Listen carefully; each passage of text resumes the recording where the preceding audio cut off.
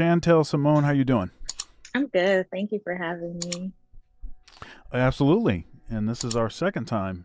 Uh, so this is your second time on Conversations with Dr. Thunder.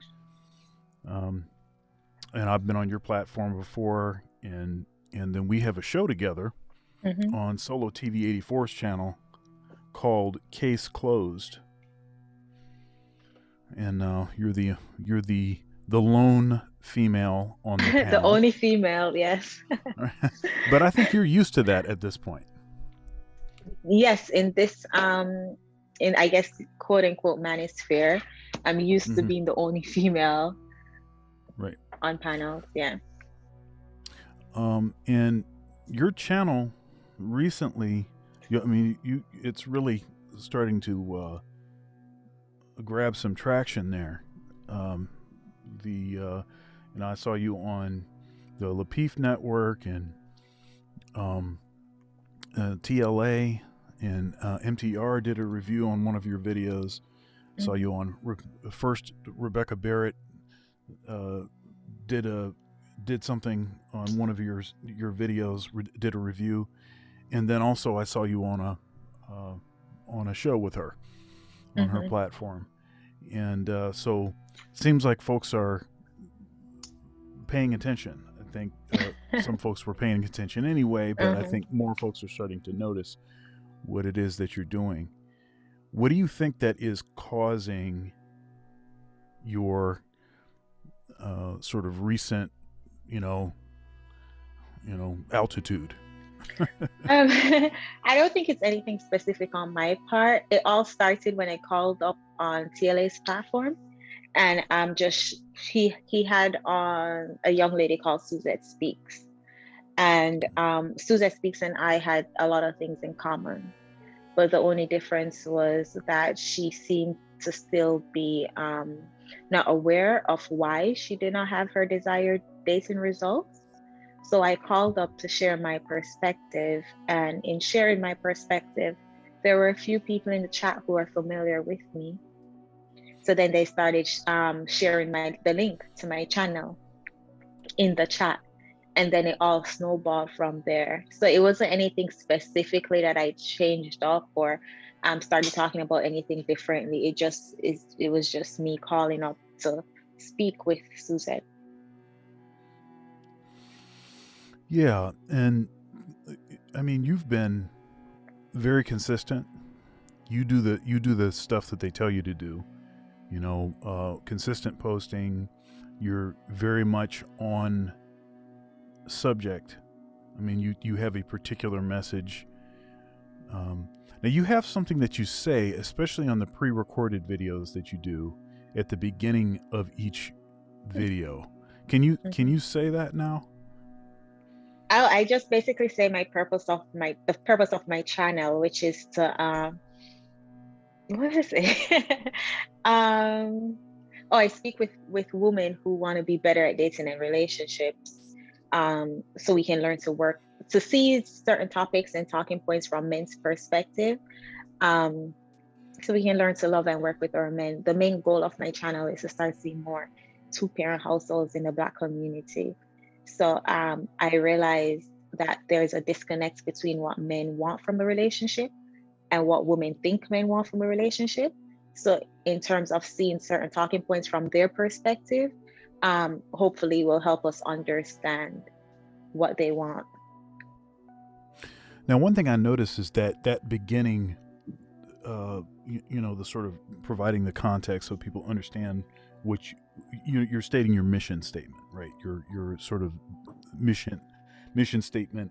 Um, maybe it's a little long for a mission statement. Maybe it's segueing into sort of a vision statement, because you're talking about how you want your information to affect the folks that are, uh, or that are watching. Hmm. But I've noticed that it's changed somewhat. And Hmm. one thing I think that happened, especially recently, is your percentage of women that were watching your Hmm. content actually went down because they Hmm. were because of the influx of a bunch of other folks that came in. Hmm. So if it is your purpose to reach women, how is that going to work if now it's mostly men that are actually watching you? Well, I can't control who clicks on my videos. I intentionally do pink on my channel. I intentionally do like, the girly stuff to hopefully attract women. But with the message is very uncommon in girl talk in the woman group. So it is expected that a lot more men will click. But as I always say, I'm speaking to women. I'm having girl talk. It just so happened that the men are there, and there's no way I can control by gender who sees my videos or not. If I could, then I would, do the preference of women, because I think a lot of women would benefit more from my content than men. Yeah. So, yeah, and YouTube is mostly men. Actually, the entire platform is mostly men. Okay. So, if you do programming on that platform, then you have to expect that men are going to be the dominant consumers of that content. So I don't personally have an issue with that. I understand that that's just what it is.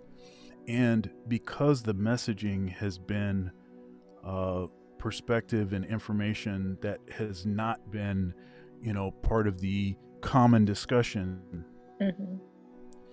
it's not information that, the men's perspective is, historically has been sort of muted. It's been muted for a few reasons. Part of the reason is because men tend to be stoic and don't tend to share how they feel about things. But we do actually have feelings. It's one of those things that's an interesting challenge, because as a man, if you show your feelings too much, that's going to be a problem, and that will actually mess you up on your job. It'll mess you. I mean, people will act like, oh, it's good that you're showing your feminine side, but then they won't trust you, or they won't, ask you back to do things. And it also seems to me that women don't seem to be particularly attracted to guys that are maybe a little too in touch with their feminine side. Too emotional. Right. Yeah.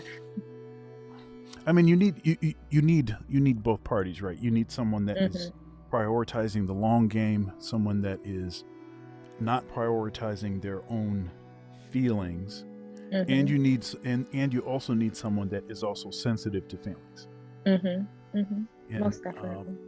That creates more of the kind of balance that we need, and that I think children can benefit from. All right. So,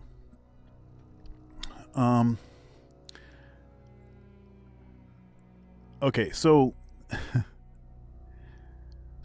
I interviewed J.R. Wisdom. Let's see, that was on Monday night, and that interview went up on Tuesday. It was a really good conversation. That's this what's playing behind me right now, and we were talking about so-called balance in the Black Manosphere. And I said the same thing in that interview. I heard Danica Marie say that she'd rather be a pick-me than a pass-me. And something else that I said was, it seems to me that, in the past, when our marriage rates were much higher in our communities, that what we call, in a pejorative sense, a pick-me, that was more of the orientation of almost all of the women. What do you think of that? Yeah, back the traditional roles, it seems as though if you were to, cook, clean, cater to your man, make the house a home, the basic stuff that women should take pride in doing, seems as though that automatically puts you in a category as a pick-me. And as you rightly said, back in those days, those were just the normal rules that your mom and I'm sorry, not rules, roles that your mom and granddad, your mom and grandmom. Thank you so much for watching my video so far. If you'd like to support, there are several ways to do so below. Also, likes are free. Please comment, share, and subscribe. Now back to the video. Mom and grandmom um, had. So it's just, I think with the whole push for career woman, the push for this whole independent, don't need no man, I can do this all by myself. They have to silence, for lack of better words, the other side by shaming them, by calling them pick-me's, when it really is just everyday tasks that you do for yourself that you're just doing for your man. Yeah, on a fairly recent Kevin Samuels show, he was going through this whole thing where black women didn't even want to smile at black men. That was seen as some sort of indication of, like, that was even too submissive. That kind of thing. And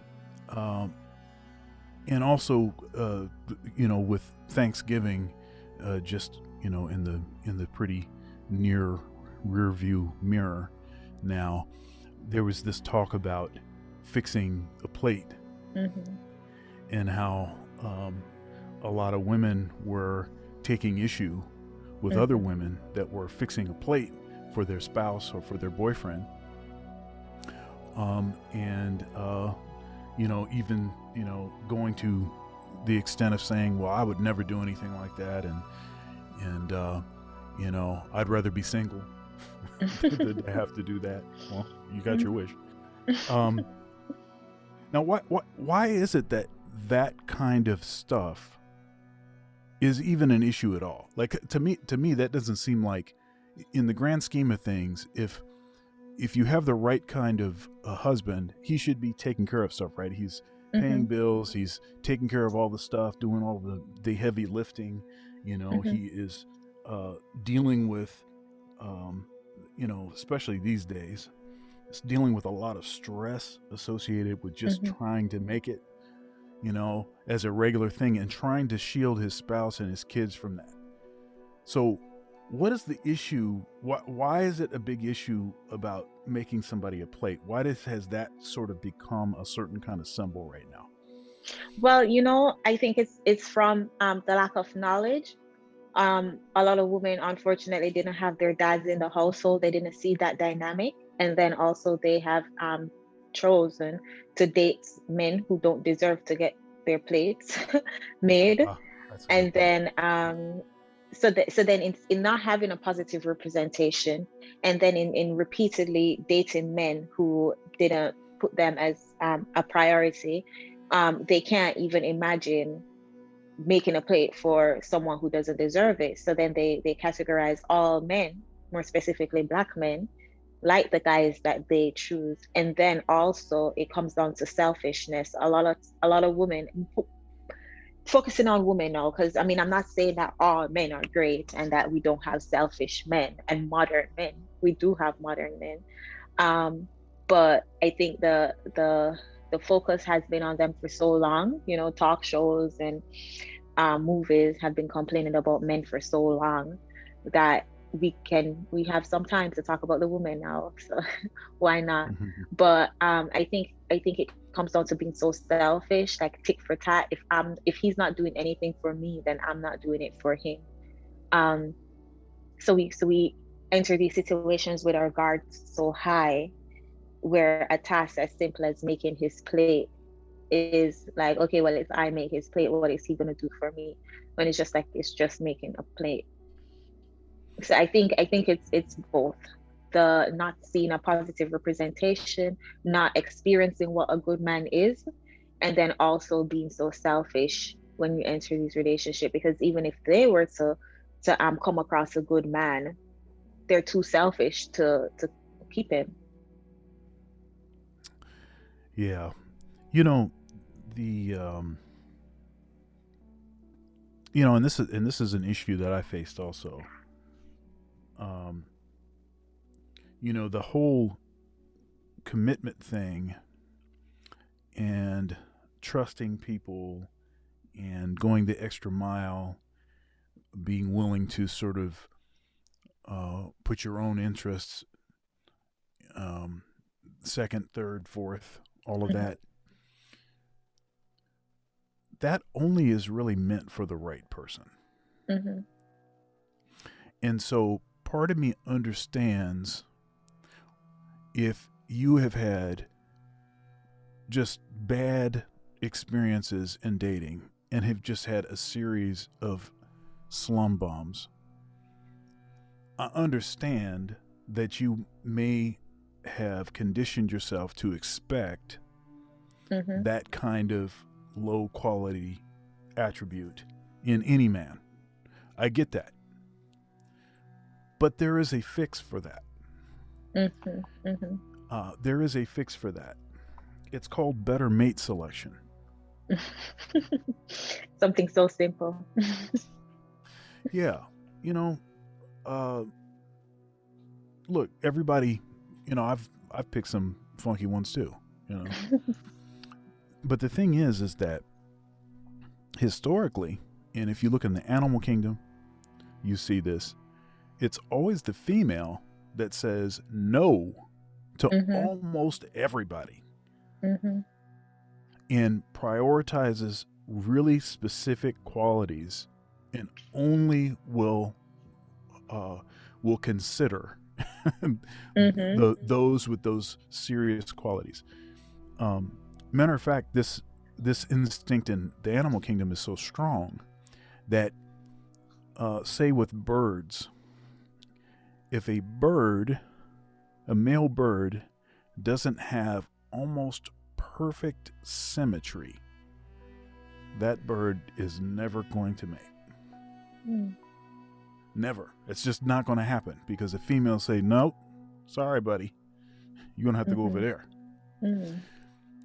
But what happens in our community is this sort of prioritizing swag over substance, stuff that doesn't do anything over things that are absolutely critical, necessary, for longevity, to provide security for your children, to generate the kind of qualities that you want your offspring to have, all of that really important stuff. So all of this, like, in the moment stuff is totally overriding any sort of what we used to call common sense. So common sense now, I did a live stream. I've been doing these sort of impromptu live streams, and they're just in my car. I'm just talking to my camera. They're in a playlist called Struggle Stream. So those are my struggle streams.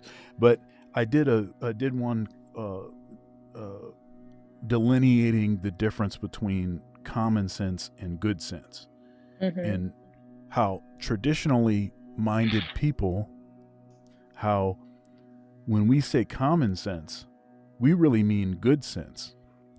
But at one point in time, common sense and good sense were the same thing. Now you have to be much more specific. You have to say good sense.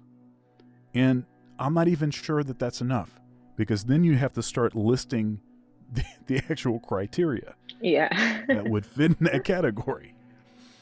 So for stuff like mate selection, all of this, this long wish list that women tend to have, there's a very small percentage of that stuff that actually matters. Usually. But mate selection, I think, is the fix for that problem. I was our good friend Kevin Samuels,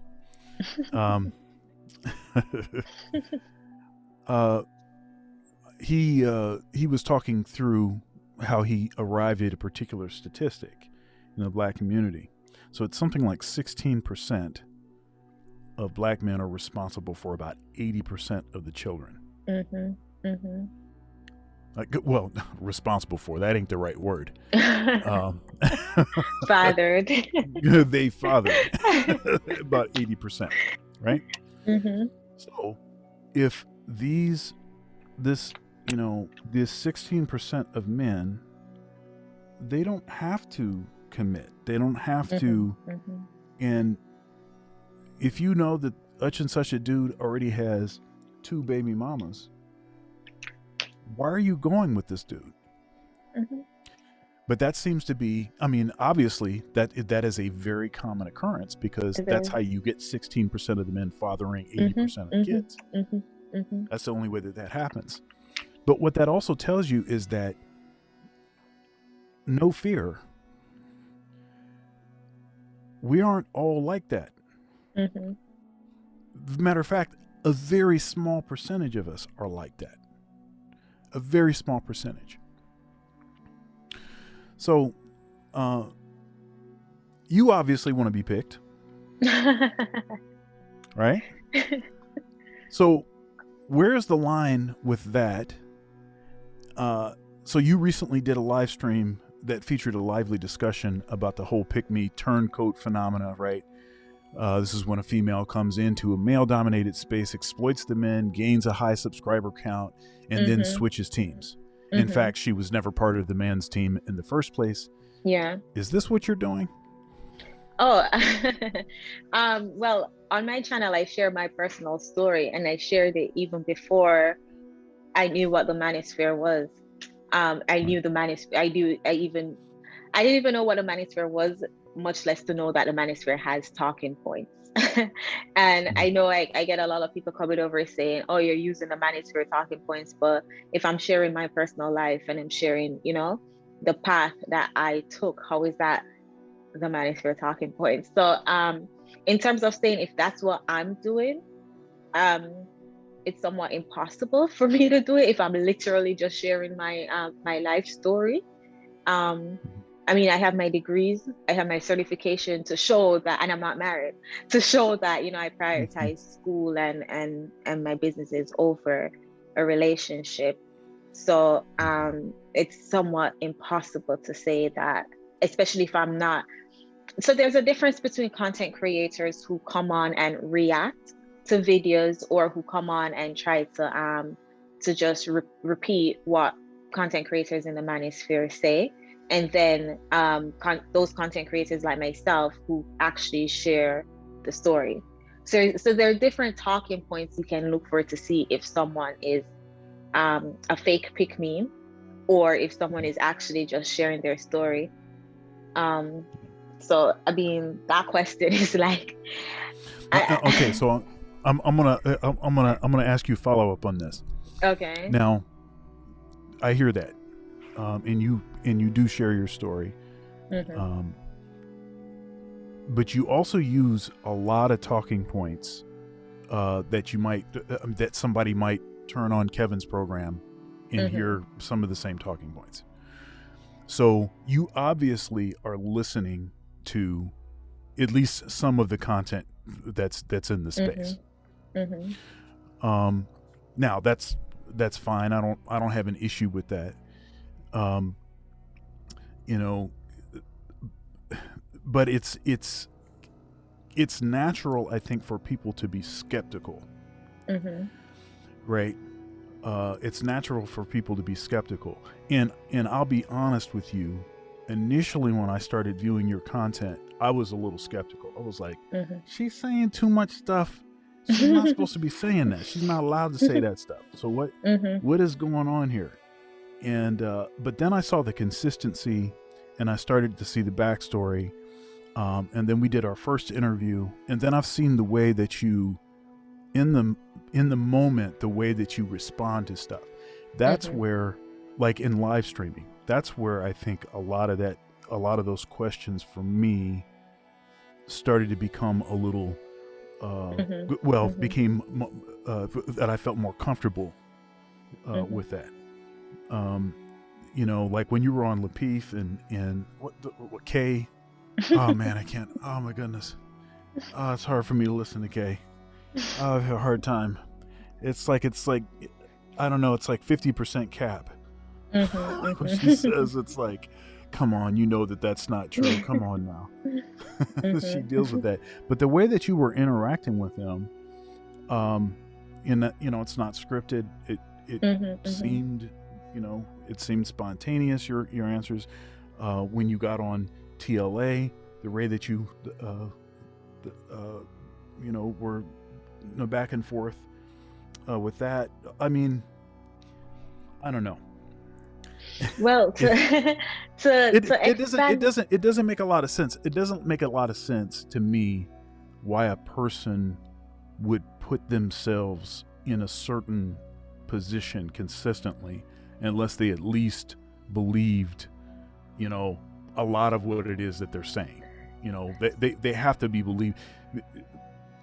If it was obvious to me that you were, um, you're interested in the bag, so you're going to get a heavy bag and then go somewhere else or something. But it doesn't seem like that's what the motivation is. Yeah. So to say that I have the same talking points as Kevin Samuels, it's almost as if you were to say water is wet, and then if I was to say water is not dry. Facts are facts. So to say we have the same talking points is just facts. I know a lot of people say, oh, using Kevin Samuels talking points, you're just repeating what Kevin Samuels is saying. But again, I'm sharing my life story. So if anybody was to be taking anybody's talking points, it would be Kevin Samuels taking mine, because I lived my life. And not to say, obviously, not to say, I don't even know if Kevin Samuels know who I am, but so not to say he's taking my talking points, but You'd be it just surprised. You'd but be it could surprised. also He prove pays attention. it could also be proof that what Kevin Samuels is saying is 100% right, because when I was 25 and nature was telling me, okay, settle down and start a family, I went back to school. Like he said, most Black women go back to school when they're at a crossroads. Um, Again, I'm just sharing my story, and I even had a comment the other day when someone said I'm too young to speak on dating, where it's like it's I can't be too young to tell my story. I could have started telling my story when I was 1 day old, because it's my story. And literally that's all I'm doing. I know content creators, I don't consider myself in the Manosphere. I don't try to do collabs. I mean, you and Ike and Game Changer, those are channels that I already knew before I even knew what the Manosphere was. So I try my best to separate myself from the Manosphere because of this reason, because of what's the word I want to use? Just people who are just so dedicated and protective of the Manosphere. They're like, oh, you're stealing our talking points. Like, I'm literally not. I'm very transparent when I tell my story, and when I tell why I'm not married at 30. Those aren't any talking points to take. Like, something about you. Uh, you, you're a good sport. So, and you'd have to be on that case closed show, and Ramil is saying some of the stuff that he says, and then it's your turn next. I know, I'm like, I'm always after Ramil and I'm still in shock. Shout out to Ramil. That's my man. But Ramil is not afraid. Mm-hmm. He will say what he thinks, and I think that is that's one of the reasons why he had the kind of following he has, the kind of following Mm-hmm. that he does. So Ramil once said that all of the traditional women are married in their early 20s. Mm-hmm. So the conversation that we are having, and he's talking about the conversation in the Black Manosphere, is Mm-hmm. only being heard by modern women, Mm-hmm. right? And Ramil has frequently referred to modern women, saying they are winning. Mm-hmm. So what incentive do they have to change? What Mm-hmm. incentive does a modern woman have to change if everything they're winning, everything's set up to allow them to, if they want to stay single, if they, they can do bad all by themselves, government's gonna, support them in their old age, all of that Mm-hmm. kind of stuff. So what is the incentive for a modern woman to adopt some of the things that you talk about? Um, so there are two types of women. I think it's very black and white when we think of it through the lens of the manosphere. It's either you're traditional or you're not. What I think a lot of men don't realize, unless you have lived the life, unless you were the one that's getting it drum in your head, go to school and get your education, you won't understand where we're coming from. Like, we were literally told, programmed to go to school, get your education, don't focus on boys.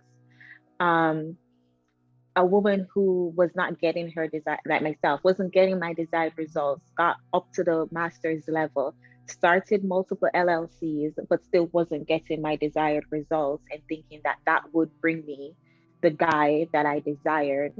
Um, I didn't realize that until my mid 20s, late 20s. So to say, oh, if you were truly traditional, you would have been married by now, how? Like, I did not know. Like, I was following the program that my parents, that everybody that I respected, that, society told me. We weren't born with a blueprint. And that's why I'm using my channel to give a different perspective.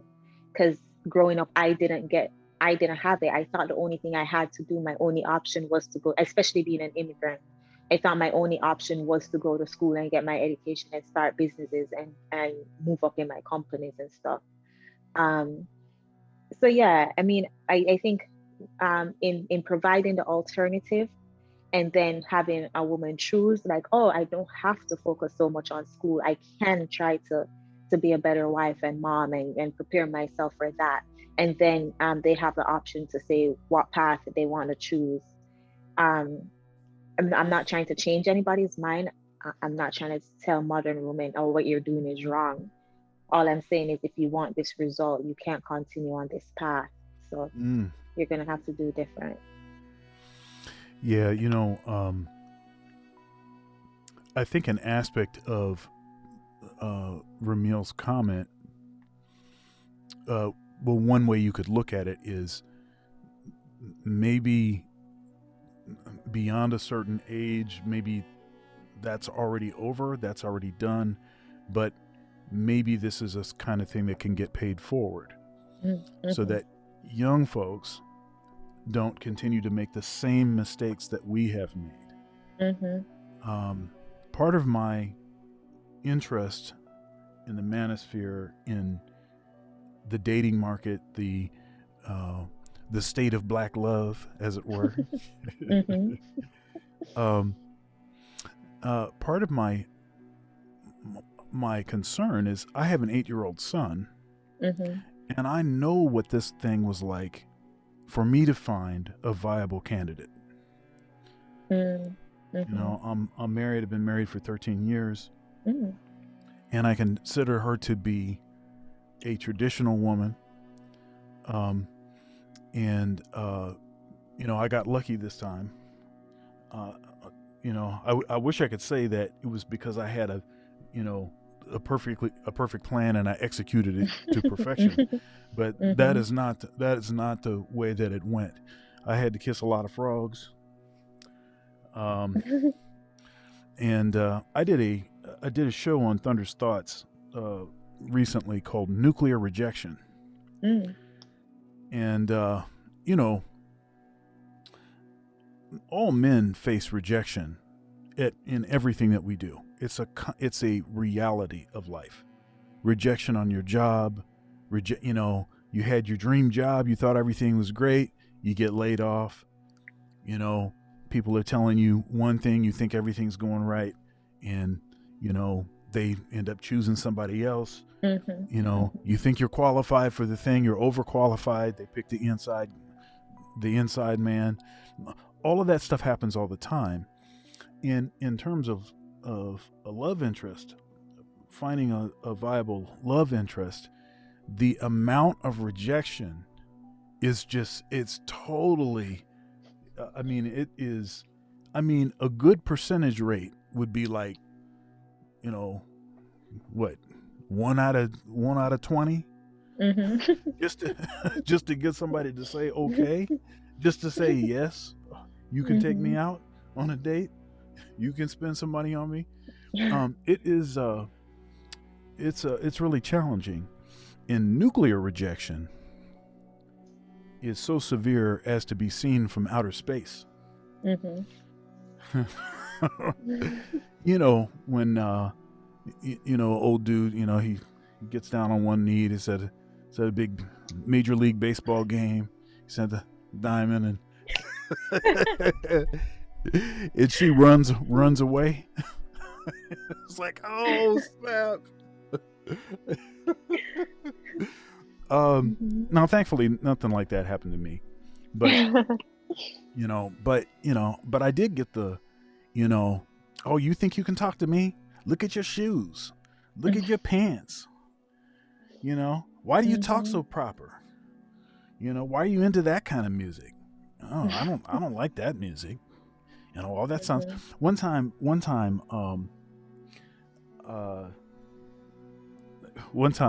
I had somebody over that I had just met, and that probably wasn't a good idea. But I had them over, and and we was gonna watch a movie. And what was the movie? I can't remember the name of the movie, but it was a movie that was set in the 20s. Mm-hmm. And so they were playing like a bunch of like early jazz in the movie. And obviously this person didn't do any research or know anything about me. I'm a jazz musician. Mm-hmm. So they start going in on the music. They're like, oh, what is this? This sounds like, I mean, they were turning their nose up and stuff. And by the way, do you have any food up in here? It was great. So, so even if you can get them to, show some interest, it's just a huge, yeah. So the rejection thing is real. Mm-hmm. And I think men have to experience it way more than women.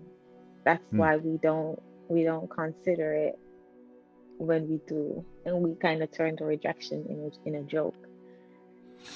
Yeah, right. That was actually going to be my next point. Is women don't seem to show a lot of sympathy towards rejection. Now, in one sense, I'm going to say that, and in many cases, they probably shouldn't, because it's the price of admission. If you want to be the boss, you got to pay the cost, and part of the cost is being rejected. And that whole develop a tough, a thick skin and all that kind of stuff. That's great.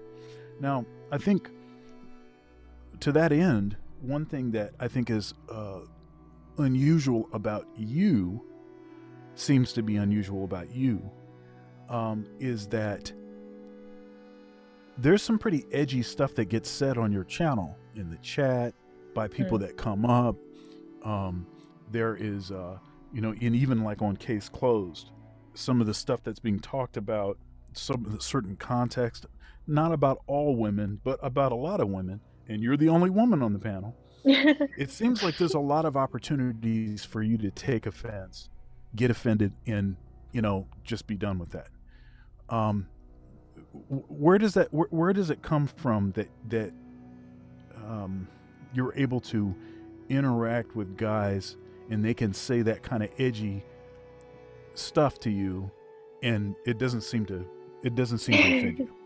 Well, I think the first thing is hit dogs holler. And if they said something that's not, I don't like, for example, I always have Game Changer on my show, and if he talks about a fat woman, I'm not fat, so I'm not going to get triggered. Or not even. Let's bring it back to Ramil. Let's focus on Ramil. Half of the stuff that Ramil says doesn't apply to me. I'm not the type of person that will allow a guy to pump and dump. So when he says just pump and dump, I'm not triggered. It's like, okay, do. And then also is I respect everyone's perspective. I guess again, maybe it's me being an immigrant and moving to a very, very white city when I moved to America. And so I not only had to deal with the cultural shock, but I had to deal with racial shock. And in realizing that, wow, everybody does things differently depending on where they're from. And then also traveling to Europe a couple of times and just being around the natives, being around, like, the regular folks in Paris, where it's just like, oh, we're similar in some sense, but we're also different. And I wouldn't want someone to fault me for my way of life, or how I was raised. Like, I know a common comment that I will get from new subscribers is how I say the word woman. And it's like, I refuse to say woman with an American accent. If my accent is Jamaican, I'm saying it how I was raised to say it, like woman. Um, so in just respecting everybody's differences and respecting everybody's perspective, I'm not going to debate someone's perspective. If that's what you believe, that's what you believe. As long as they didn't come on and say, Chantelle Simone, you are X, Y, and Z, then that has nothing to do with me. It's interesting. This whole what is it? What is it? It's a common phrase that talks about the sort of allegiance among women. What's that? The sisterhood or the girl code. Yeah, the Yeah. sisterhood. That's right, the sisterhood. Mm-hmm. So, because now you said some things that made total sense, but it seems to me that that's not the usual thing, because you said, well, I'm not fat, so I'm not going to be upset if somebody's talking about somebody fat, or and hey, they're not going to pump and dump me, so hey, I'm straight with that, they're not talking about me, right. So but it doesn't, it seems to me that a lot of women have trouble creating that sort of separation. So like if they hear somebody talking about a particular quality in a certain kind of woman, they almost see it as like a direct assault against them. You attack that woman, you're attacking all women, that kind of thing. And that can be so detrimental. That can be with every aspect, all right, with every group. Someone could be talking ill about Jamaicans and I take it on as my battle to fight. We really need to separate ourselves, and we need to get less emotional. It's like, how dare you talk negative about women because I'm a woman? Like, no, is there something negative to say? Is there something that needs to be checked? Let's check it. And I think we get too caught up on girl code, we get too caught up on code. And I mean, it's on racial issues too, because like we can experience, for example, a white cop killing a black guy, and it's like, oh, we're marching just because he's black. No, did he commit a crime? Like there's certain things that we really need to look into. Having loyalty to a group of people just because, that's detrimental. Yeah, it's you seem to be wired the same way that I am in this respect. I mean, and this is no shade on anyone that's in fraternities or sororities or anything like that. But one of the reasons why I never joined a fraternity and never became a Mason, none of that kind of stuff, is that I don't really identify with stuff based on some sort of group identity. It's always been sort of a more of an independent frame of mind. And I'm also not the kind of person, the whole cult of personality thing. I think that one of the things, we've mentioned Kevin a few times, who is kind of a spark plug,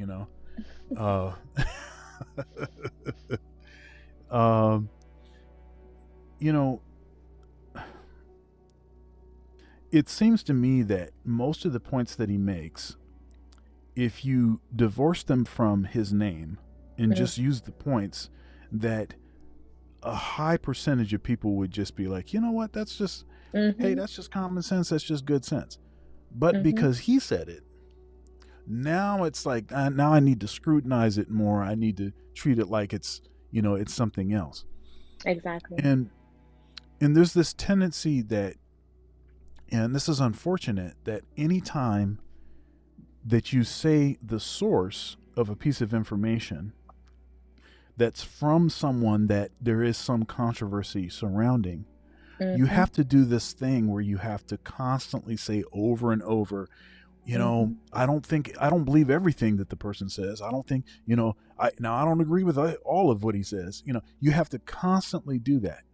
And the thing is, for me, uh, for me, I do that with everybody. I hyper scrutinize everything that is said.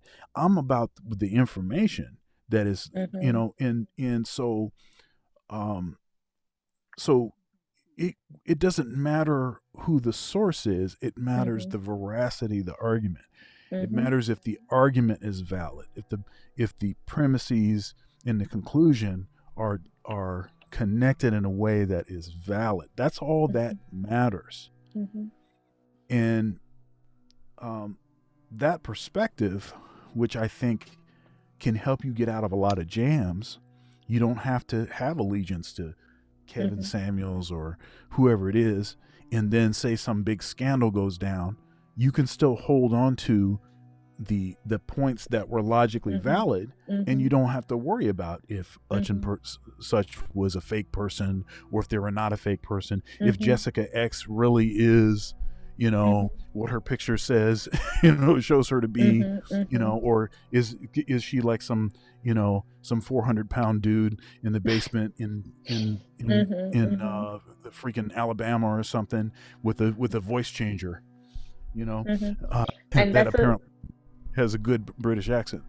Um, that's a really good point, because and someone had left a similar comment under my one of my videos about April Mason. I'm pretty sure you're familiar, you know, femininity coach April Mason mm, went on to TLA and kind of revealed herself, her truth nature. And I was upset because I was a supporter of April Mason, and someone left a comment the other day and said that though we realized that she was basically wolves in sheep clothing, her message was still accurate. What she was saying, mhm. some points of it at least, what she was saying about being feminine and you know, being submissive in some sense, that part was accurate. So to eat the meat and spit out the bone somewhat. That's So right. kind of detaching from the person and focusing on the message. And yeah, a lot of people who will just turn off Kevin Samuels just because it's Kevin Samuels and not actually listen to what Kevin Samuels is saying. Yep. That's a huge disservice if we get so caught up on the messenger and not the message. Yeah, I mean, I do the same thing. I'm at church. I go to church, and the preacher's saying stuff, and I'm like, that's funny because that's not in here. I don't see that in here. Okay. Yeah, I don't think. Yeah, no, I'm straight on that. You can go somewhere else with that. You know. Mm-hmm. So I do the same thing with everything. It's not, and you know, and I understand. I understand that people have that tendency Mm-hmm. to just basically, you know, uh, to try to find idols, as it Mm-hmm. were. Mm-hmm. You know, but that's always been something that I've been resistant to. I don't. It's not something that I feel comfortable with because I recognize that people are just people, and they're going to make Mm-hmm. mistakes. Exactly. And if you put too much, you know, if you put too much power in the hands of someone else, I mean, that's a flimsy thing. I mean, it's Mm-hmm. you know, that thing is going to come down. Mm-hmm. Um, so you know, I interviewed Jessica X. I just talked a little bit about Jessica. I've got an interview with Melanie King coming up soon. Mm-hmm. Also, that's going to be in January, so that'd be cool. And let's see here. It seems like I've had some others on. Um, you know, of course, females with a certain perspective. It's a minority, sort of Mm-hmm.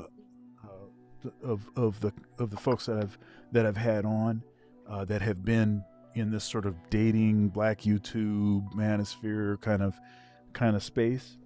Mm-hmm. But when I interviewed Jessica, and Mumia Obsidian Ali calls her Weapon X, Okay.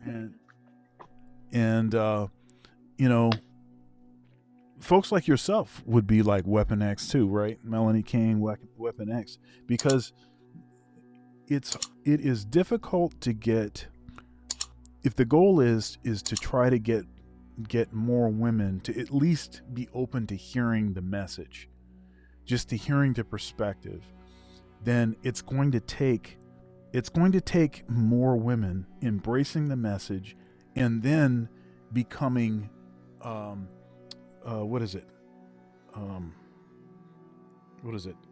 bearers, what is it, message bearers or whatever, flag bearers or whatever it is for that message. And so on a slightly different point, I interviewed Jessica X, and in our interview I admitted to her that I was a reformed simp. I am a reformed simp, for all have simped and fallen short of the glory. I did an episode on Thunder's Thoughts called Adam, or Was Adam the First Simp? And the resounding answer to that question is yes. Yes, Adam was the first simp. I had a common practice of allowing women to get pretty much anything and away with pretty much anything with me. And to that, Jessica said, and without skipping a beat, she said that she would also take advantage of a person that allowed her to get away with anything. After some reflection, it seems to me that she was legitimizing abusive female behavior. What do you think of that? Personally, I think she said she would date someone who would allow her to get away with anything, or just take advantage of. She would take advantage. She said that she would take advantage. I mean, take advantage in what way? Like just use that person for stuff. So and I guess that was I guess that's the one pro of how I was raised. I was raised with the idea that men always want something in return. Men are going to always want something in return, so don't ask for anything. Do your own. Be independent.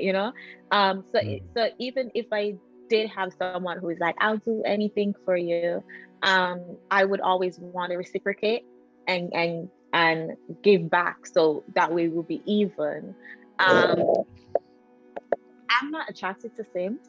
Like, I'm not attracted to men who I'm not attracted to men who would just allow me to say anything or do anything or be anyway with them. So then I wouldn't even allow a guy like that in my space, even if he would just be like, oh, I'll do anything for you. I mean, I would much rather call AAA than call a man like that. Now, to Jessica's defense, I think that what she meant was female nature is such that if you don't provide a particular structure, a particular, like, this is the line in the sand. You cannot go across this line. If you don't create boundaries, then the tendency will be to take advantage or to step across whatever invisible barrier there is. If you just keep backing up, the person is going to keep walking towards you. And I think that was what she meant in that context. However, it does seem to me that if we are just going to acknowledge what negative sort of tendencies we have without taking responsibility for those and then doing something to fix that, so that even if someone gave you an opportunity to take advantage of them, that you wouldn't take the opportunity, because you were actually prioritizing that person, seeing them as a person, not just as something to manipulate, and then therefore not wanting to take advantage of them. And then also, when a lot of times when people talk about female nature, they tend to just focus on one aspect of it, the hypergamy or the wanting someone wanting someone that we can depend on, without realizing that female nature also require the structure that you mentioned. So in that sense, with that concept of taking advantage of someone, you contradict yourself if you're using it as a female nature excuse, because yes, we would want someone to provide and offer security and be there for us, but then also we need that structure to balance it. So it's not through female nature, it's just 100% through selfishness. Huh. All right then. I mean, if you understand what I'm saying, because it goes, I mean, when we're talking about nature, you can't just have the tree grow and not you need sunshine and water for the plant to grow. With that sense, from that perspective, we're focusing only on the sunshine, not realizing that we need the water as well. So it's not female nature, it's just sunshine. You know, now something in the, you know, this is a show I'm going to be doing tomorrow night, which for when this is going to air, it's going to be later tonight. 9:30 p.m. Eastern Standard Time. I've got a Thunder's Thoughts called Triple Digit Body Count to be an alpha male. So now, if that's the standard, I'm no alpha male. but but the thing, an interesting. Okay, so I think of the Manosphere as being a net positive, but there are several things and talking points that are ubiquitous that I have problems with, that I disagree with. Okay, so one of them is this idea that in order to be esteemed valuable by women and then therefore to be pre-selected, one must go through this process of I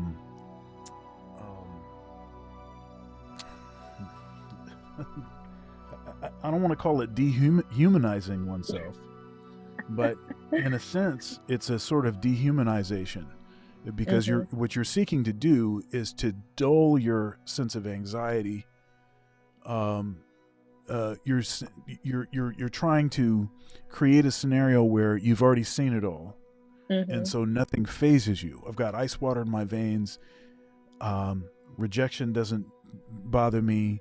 You know, being around a beautiful woman that I'm interested in, I can just behave the same way I would around anybody else, which I have to tell you is, I mean, that's not normal. That's not. Look, I you know, I'm a jazz musician. You know, I'm a professor, right? And I teach applied jazz saxophone at a major university. And one of the main things that we talk about, and that I talk to them about, is performance anxiety. Okay, and I understand in intimate and intricate details, extensively, how that whole mechanism works. What makes you nervous, what's going to tend to make you nervous, what the tendencies are when you get nervous, all of that kind of stuff. And the thing is, if you are capable of dulling that, well, first of all, you're not going to be able to totally dull it, but if you are capable of dulling it, it would take so much to do that. And so I think that's where this triple digit body count thing comes from. Is like, if I have been with 100 dimes, then when I'm going hang out with whoever and I see somebody I'm interested in, hey, I got ice water in my veins, I can just walk right over to them. But again, it's not normal. And I tell my students all the time that, and I have been performing professionally since I was 9, and I'm 47 now. So it's almost 40 years. And I've been playing since I was 6. And I will tell you, I've played on, television, huge stages. I opened for Ray Charles when I was 14. Nice. I've That's done impressive. all kinds of so all kinds of stuff, Mm-hmm. and I still get nervous, or at least a little Mm-hmm. anxious, every time I Right. play. Every Yeah. single time I play, and depending on how the magnitude of the event. So if, say for instance, it's something that I have spent hours a day for 3 or 4 months Mm-hmm. preparing for. When it comes down to actually doing that, yes, I'm going to be nervous because I'm not a sociopath, Mm-hmm. Mm-hmm. right? So it's almost like by getting these, all of these bodies, like they think that they can transform themselves and maybe successfully so, because I'm so short on that on that number, so I have no idea what that is. Mm-hmm. So maybe they can do it. Maybe I'm just talking. Um, but it just seems to me to be doing a lot of damage to men. And even if a person uh, is able to do that, of course that's they're damaging themselves. And if they're Mm-hmm. not able to do it, they just feel bad about themselves. So they're Mm-hmm. hearing this stuff out here like you ain't nothing unless you had at least 50 Mm-hmm. bodies and all this kind of Mm-hmm. stuff. And it's like, come on, what the heck is going on here? That Mm-hmm. that aspect of certain messaging that I see in the space, um, I think to be particularly destructive, negative. Mm-hmm. Mm-hmm. What are your thoughts on that? So you see, I think the men who are so concerned about their body count, they are as equivalent to the women who think that they don't need to bring anything to the table but their lady parts. Mm, Um, just in the point where it's like it's irrelevant. Like that's if in entering a relationship and thinking of a relationship and thinking of becoming the best version of yourself, so you can be successful at a relationship. That is the least thing that you should be worrying about to bring to the table. For women, that's the least thing to say. Oh well, at least I have good cookies. And for men, the least thing to say is at least I have experience and I have a lot of a high body count. So I think getting caught up in that just shows how ignorant we are as Black people when it comes to dating and relationship and when it comes to marriages. Really thinking that that's something like a badge of honor. Really thinking that that's something to be impressed by. It just shows just how far behind we are, how backwards we are. yeah, and you know, I think part of it too is a sort of it's like it's a coping mechanism. Mm-hmm. So everyone's had that intense heartbreak at some point, and it's Mm-hmm. like I'm gonna make sure that this never happens to me again. Mm-hmm. I Mm-hmm. cannot handle this kind of rejection or this kind of, and I can't be losing like 30 pounds after every breakup. I just don't have that much body weight. So I need to find some kind of something so that Mm-hmm. that doesn't happen to me. And so it seems like that's part of what that is. In this show, and I don't want to let all the cat out the bag on this, but in the show, what I do is I'm delineating the messaging of a few content creators, and I dig all these guys, and they've been very inviting and warm and welcoming to me, supportive and all of that. So I don't have any shade for them. I have some Mm-hmm. shade for a few points that they make, and that I have some issues with, and primarily because I have a particular worldview. Right, I'm a Christian, Yeah. and so Mm-hmm. naturally I'm going to have something against things that are suggesting that you need to have a triple digit Mm-hmm. body count. um Mm-hmm. that that seems a little debaucherous to me. um but Rouge V is probably most responsible for this, for a lot of the messaging that you find in the sort of PUA aspect of the Manosphere, or the YouTube dating coaches and all of that. Mm-hmm. Rouge V is he kind of was the first guy that really kind of systematized that whole process. And he created lots of content, lots of videos, books, and everything else. And Donovan Sharp originally, and I interviewed Donovan on here. He actually, he's got his start writing for Return of Kings for Rouge V. And it's really that kind of got his whole the whole podcasting and all of that other stuff. And then he moved to YouTube. O'Shea had him, invited him to start doing YouTube. And the rest is, as you say, is history. Myron Gaines from Fresh and Fit, he got his start by calling into Donovan's show. So first he was just calling in, and then they started interacting more often. And then, of course, they started doing regular podcasting. And then, of course, Solo TV 84, who introduced Fresh to Myron.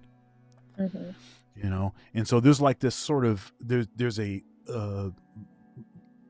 I don't want to say a hierarchy, but there's sort of like the how that whole segment of YouTube sort of began.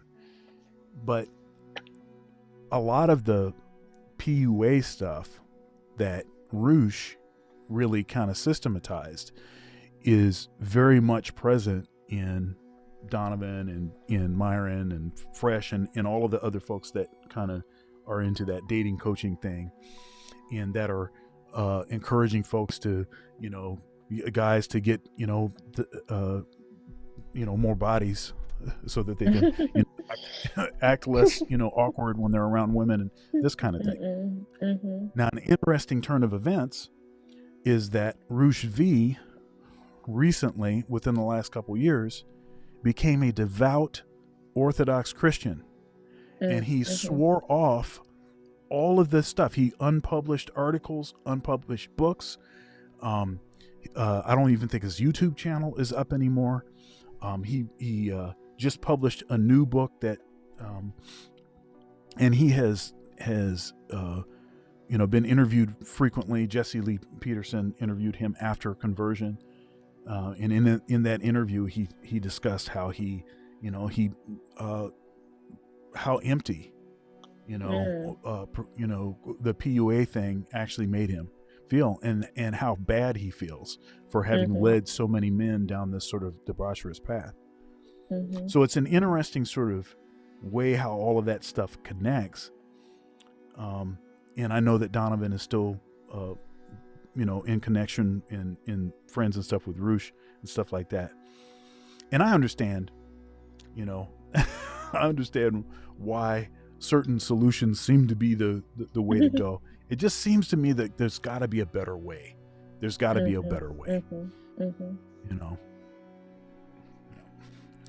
All right. So, so there's been a lot of talk about this whole, alpha male, beta, such and such as beta, such and such as alpha.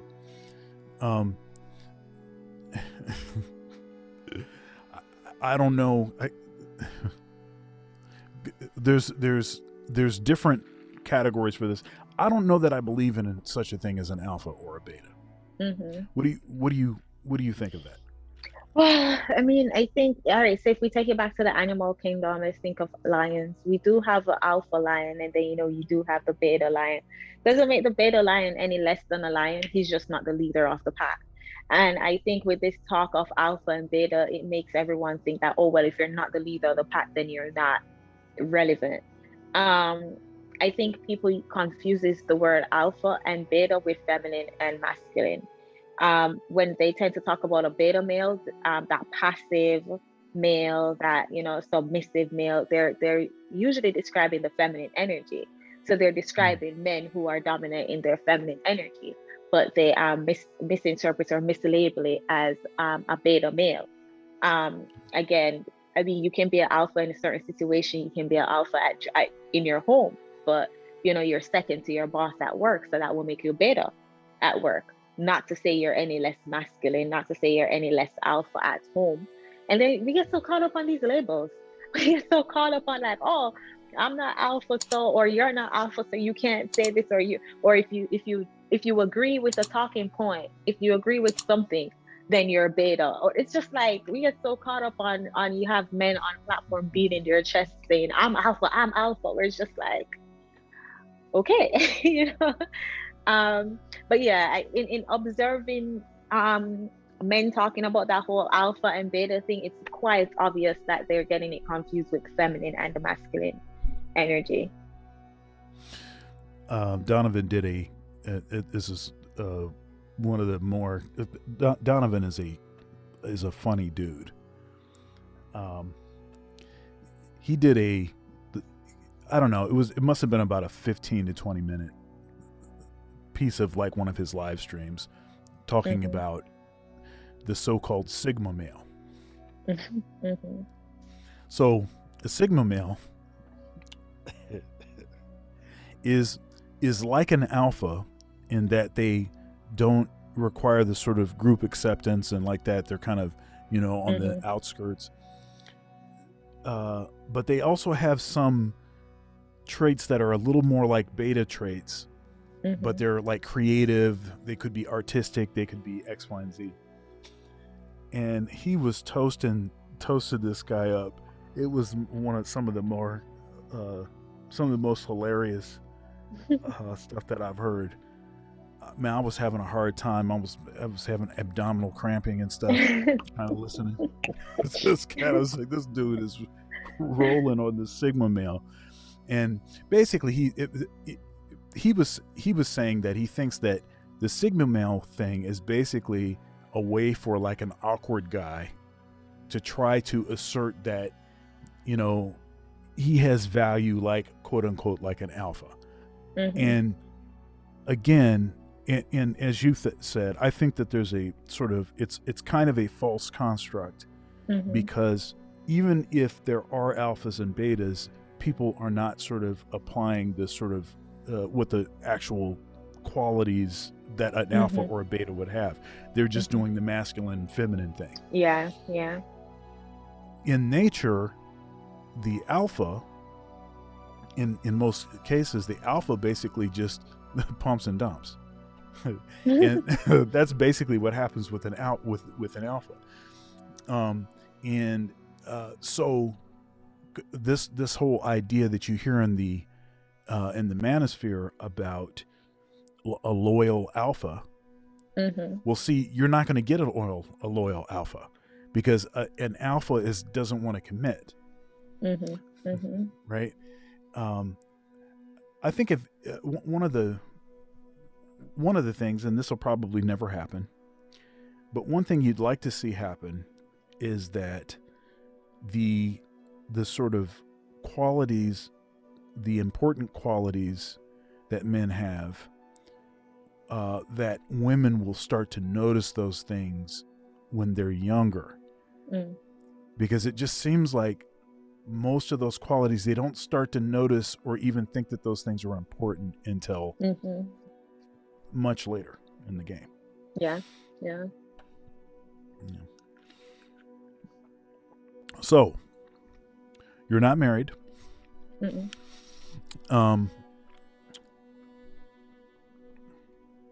I mean,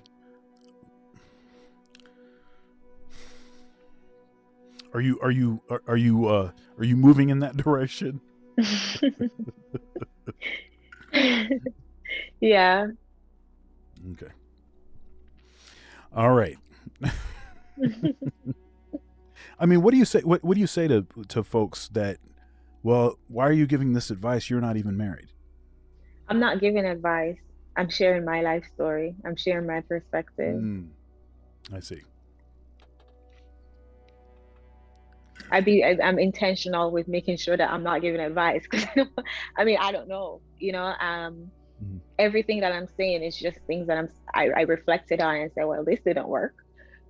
Maybe that's why this didn't work. So I'm just sharing my perspective. I'm sharing a different alternative. So younger girls don't repeat my pattern of going to school, focusing on my education so much that I didn't date when I was in college. Now you have a you're like a uh, fitness. You do Mhm. a you have clients? Are you a trainer? I am a trainer. I don't do one-on-one clients since the pandemic when the gyms closed. I transferred over to online clients and online consultation, but I am a certified trainer. How's that going? Did it speed up during Oh, though it's online? it's sped up, especially during COVID when all the gyms were closed and stuff. It's sped up. I mean, now it's back to its regular seasons, with the New Year's resolutions coming around, and the summertime. Correct. We have those seasons as personal trainers when we know, okay, we can eat, but then we also have the other seasons, like in February when it's like, okay, the New Year's resolutions are done with now. So yeah, it's regular. During the pandemic though, it did definitely um speed up due to the fact that the gyms were closing and everybody was just home bored, wanted something to do. Yeah. Well, you've been a good sport. Mm. I asked you a few more edgy kind of questions this time, but Mhm. I appreciate you coming on, and thank you for your energy, your time, and I'm going to see you on Sunday, I think. I Case believe so, yeah. closed. Hmm. That's right. And all